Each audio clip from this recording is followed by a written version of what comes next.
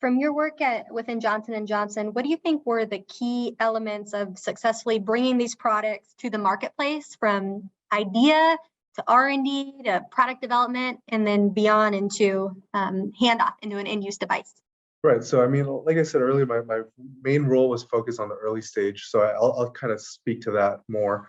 And, in J&J, I was lucky to have a really, a really solid team. And a lot of our team members were able to go out there on the field, including myself, and talk to physicians and really see, what is the key need and how can we improve these devices. So we would go back to the lab, take that feedback, and then change our products around. And, a lot of the gaps, a lot of these labs are scheduled, months apart or maybe even a few weeks. So we really had to come with the next iteration quickly and test it in our lab to make sure, we hand it to them and they say, hey, this is a lot better than we last saw it. So that was a big part of our process. And once we nail that down, then we can go in with, an expensive mold or a machine part that can really do the job.